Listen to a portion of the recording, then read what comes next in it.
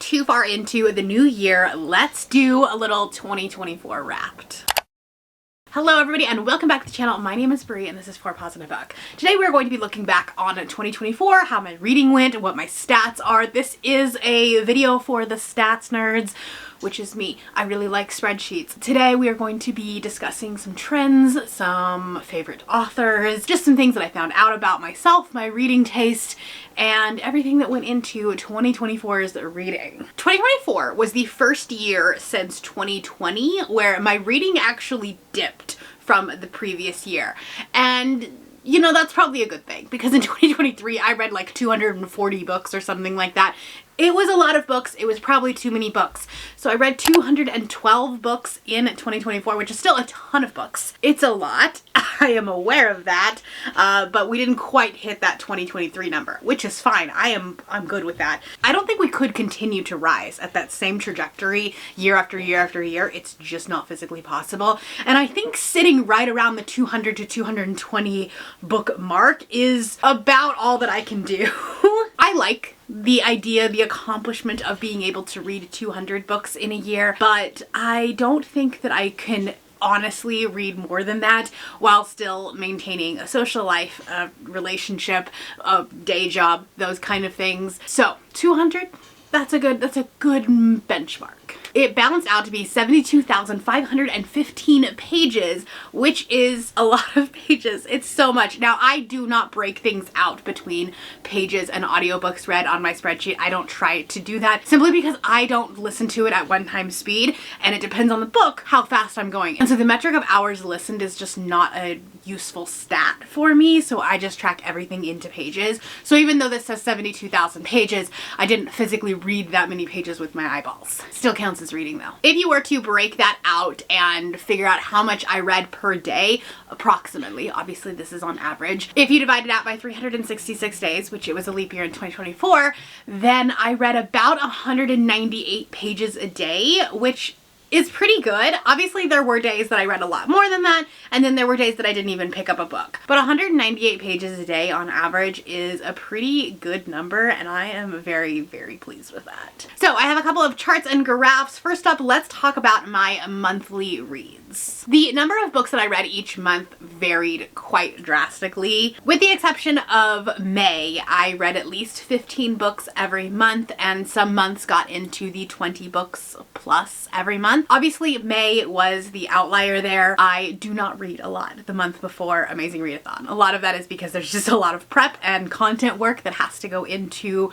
preparing for that readathon, getting everything set and ready to go. While everything looks very chaotic and spontaneous to you guys, trust me, I have an entire spreadsheet about when every video, every graphic needs to be done, completed, and then posted. So there's a lot of prep work that goes into that. Meaning that May, I don't read a lot. My three biggest reading months were December, but I read a lot of holiday novellas for that one, but they still count in books read. June, obviously, Amazing Readathon means that I read a lot, even though I'm doing a lot of content. I still also read a lot for that readathon. And then weirdly enough, February was my highest month, even though it's the shortest month of the year.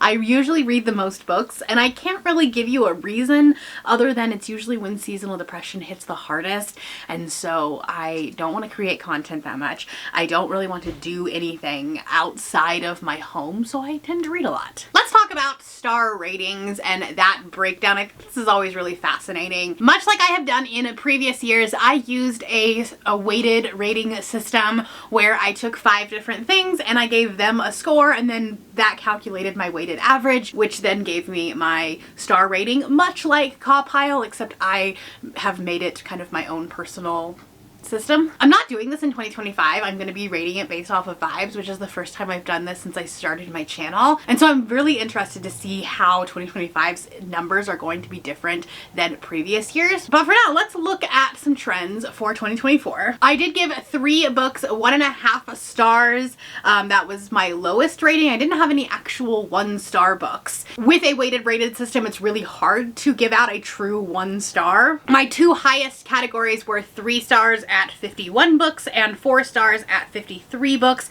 and I only gave 30 books 5 stars. These are the books that I gave 5 stars to. Now, I do not do a 6-star system, so a 5-star means that I loved it and it definitely had the potential to be on my top books of the year. There were also 12 books that I did not rate. Now, that could mean that I DNF'd the book because the spreadsheet does not differentiate that, or I did not rate my nonfiction books previous to 2025. Again, I'm changing that up for 2025 and we'll see how that affects my graph at the end of the year. I only DNF'd 9 books in 2024. Now, this number is going to be slightly skewed, a little bit off, because I did not tend to put books on my spreadsheet if I DNF'd it very early on. Generally, I tried to at least read 100 pages to be able to put it on the spreadsheet. But regardless, here are the books that I DNF'd in 2024 for one reason or another. Sometimes the writing style didn't work for me. Sometimes I just wasn't in the mood. Sometimes I knew it was going to be a 2 to 3 star book and I just didn't have anything to say about it. And so I just wanted to move on to better books. I definitely want this number to go up in 2025. I want to DNF ruthlessly because life is too short to read mediocre books, and I have too many books back here on my shelves that might be new favorites, but I'm not picking them up because I have to struggle through a mediocre book.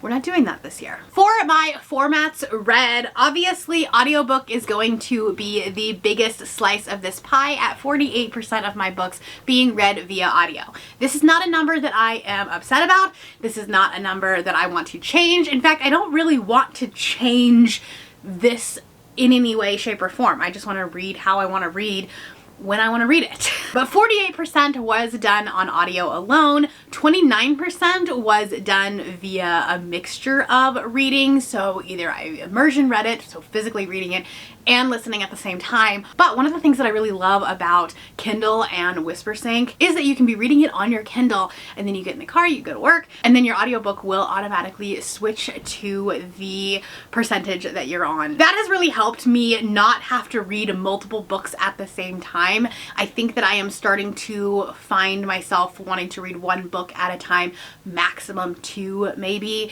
especially as I am reading some stuff for content and some not. There are times that I'm just like, I don't want to do a vlog clip right now, so I'll pick up the book that I am not reading for a vlog. But gone are the days that I am reading multiple books at the same time. It's just too stressful and confusing. And then 18 books I read via my e-reader, so that could be like comics, manga, graphic novels, things like that I read like on my iPad or Kindle books. And then here's a funny stat, just because of how many books that I physically own, but only 5% of my reads this year were 100% read, just like physically turning the page and having a paperback or hardcover book. Is that a number that I want to see change? Maybe. It is funny that I own that many books and for the most part they are just shelf trophies. But I do find that it is much easier to read on my Kindle, so if I have a book that I also can get on Kindle Unlimited or through Libby, obviously I'm not like paying for an ebook if I own it physically, but if I can get it on KU or through my library, it's so much easier to take my Kindle along with me than it is to take a physical book. Let's talk about where I was getting my books from in terms of publication. This is the graph that I am the most proud of, the most excited for, and that is more than 50% of my books in 2024 were not from the big 5 publishers. Only 48% of my books came from a traditionally published house, so one of the big 5. 52% were either self-published or came from a small indie press. This is something I'm really, really proud of, as I have tried to use my platform and my channel to promote self-published authors. I have been able to work with more self-published authors,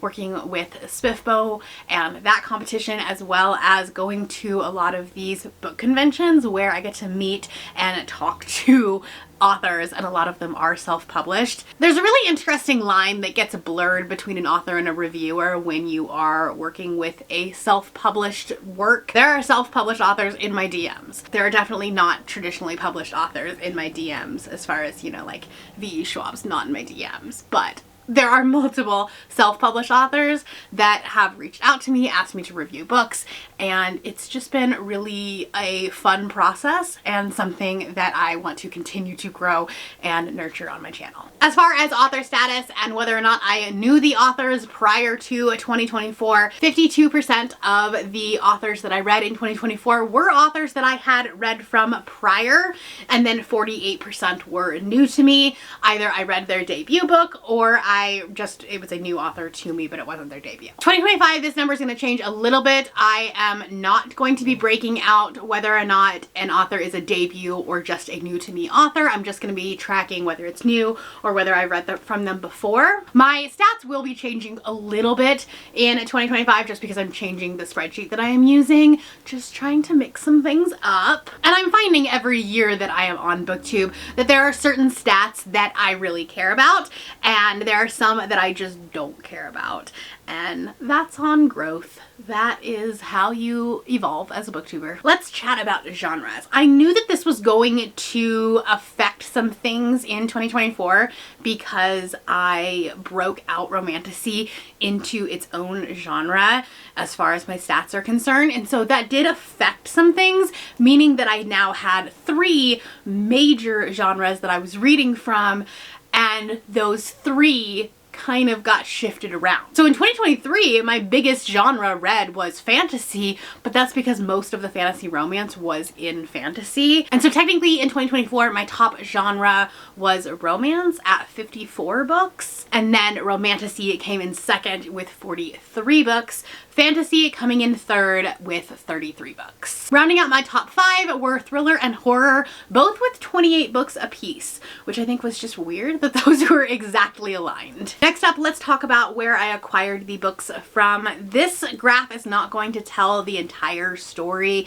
and I am changing it a little bit in 2025, but for the purpose of 2024, let's talk. Now, I read 131 books from my owned TBR, and the reason why I want to change it in 2025 is this does not tell the whole story. This basically means that I did not purchase it and then read it in the same month, but I could have purchased it in February and then read it in December, but I'm calling it my owned TBR. In 2025, I have separated that out, and so I have a 2024 TBR and then books purchased in 2025. So those numbers will change a little bit. And then if I purchased it and read it in the same month, that was a separate number here. I read 25 of those. A lot of those are because like I read it as an ARC, or I like read it via my library and then decided I really wanted it, so then I added it to my physical TBR, and so then it fell into that purchased category. Again, it's not telling me the whole story, and so that's why we're changing it in 2025. I read 20 books on Kindle Unlimited, which is a really, really low number, and I want to change this. Now, if you're thinking, wait a minute, you read a lot more books via your Kindle than 20, yes, that is correct. The way that I did this stat is that my owned TBR was my most important stat number. And so even if I owned it physically, but I read it on KU, I called it owned TBR. So that number is going to be a little bit skewed. I don't know what the actual number is for that. Something that I am going to be tracking a little bit better in 2025 again. 19 of the books that I read from my library. Most of this is going to be either Libby or Hoopla because I don't typically go to the library for physical books, but I use them a lot for audiobooks and ebooks. And then 10 of the books I read were given to me via the publisher or the author, and so that means that I got them through NetGalley. I received an ARC from the publisher or from the author themselves. A few of these are SPIFBO. Most of those books were on KU, but if they weren't, we were given the eARC to be able to judge them. So that's where that 10 comes from. And again, obviously I read more than 10 ARCs in 2024, but I may have owned them physically or gotten them from KU as well. And so again, the number is very, very skewed. Sometimes a spreadsheet just doesn't tell the whole story. The other graph that I have in terms of formatting is the format that I read it in. So 168 or almost 80% of the books that I read were full-length novels. 34 books were novellas, a lot of those coming at the end of the year with those holiday novellas, but also things like Face Off Weekend as well as Peace Talks are incredible times to get those short books in. And then I read 10 books that were graphic novels or manga. That's definitely a very small portion of the pie. It's not something that I read a ton of. They are great for those 48-hour readathons, but they are not ones that I necessarily gravitate towards outside of the series like Lore Olympus or Heartstopper. As far as the target audience is concerned, this is a graph that doesn't mean a ton to me. Over 89% of the books that I read were for an adult audience.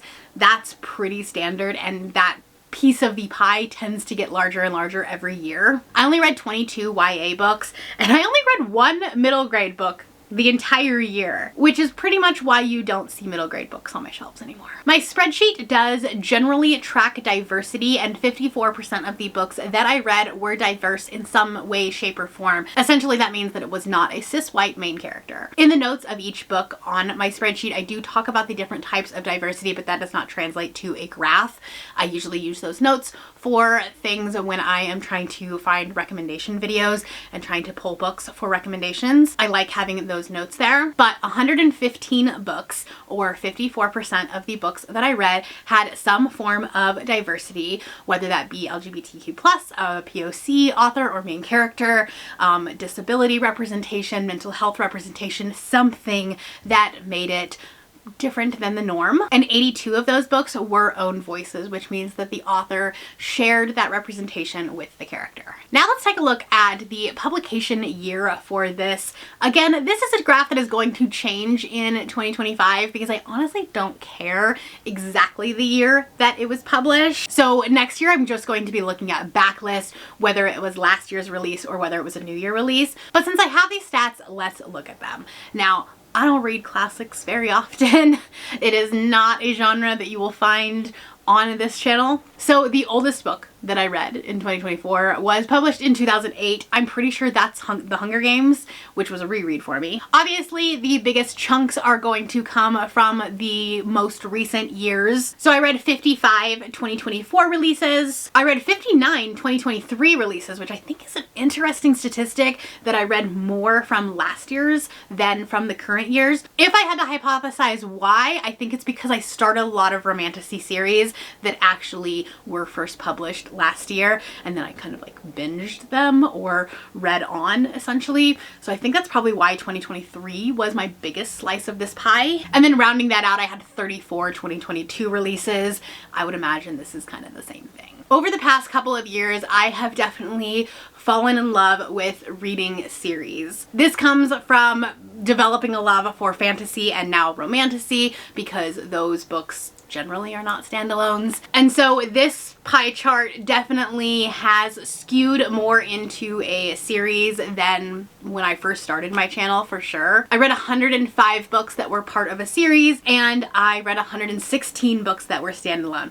I foresee this definitely going past the 50% mark in 2025, reading more from series than standalones, as I am kind of leaving my contemporary romance era. However, because like horror and thriller will always be a part of my reading, standalones will always have a place. I just foresee it falling below the 50% mark in the coming years. While we are talking about series, let's dive a little bit deeper into that. I did an entire video where I discussed the series that I was DNFing, so I will link that linked up above. However, that one goes into a little bit more detail, and there were series on there that I hadn't read anything in for a couple of years, and so I just decided to take them off of my series tracker. There are 18 series that I actively decided to DNF in 2024, meaning that I read at least one of the books in 2024 and then decided to not complete the series. So these are the 18. And then there were 26 series that I started in 2024, which is a lot, okay? It's a lot. Now, some of them obviously were for projects, for, you know, video projects, for SPIFBO, but in one way, shape, or form, I started 26 series that I would like to continue on. And of those 26, I would say that these 8 are the ones that I have the highest priority going into 2025. These are the series that I really want to work on. This is obviously in addition to some of the other series that I have talked about being priority priorities. There is definitely some overlap, but it's not 100%. This statistic I am pretty proud of, and that is the fact that I am either up to date or I have completed 18 series in 2024. I'm hoping to see this number increase even more in 2025, especially, as I said, I am going to be focusing on series. I am in my romantasy era and I want to stay there, and I actually really want to binge series as well. I'm having a lot of fun doing that when I am able to, and so I want to allow myself to do that more often in 2025. And then finally, for my graphs, this is a pie chart that I want to change. This is one I want to be a lot more aware of going forward. And that is 58% of the books that I read for content. Now, I am going to track this a little bit better in 2025 because this year I just checked the box if I vlogged it or if it was for a video project, not necessarily that it was a book that I wouldn't have read otherwise. Because while 58% of the books were books that I talked about in some way, shape, or form for a video or a vlog, they were still, for the most part, books I would have read even if I didn't have a video for them, if that makes sense.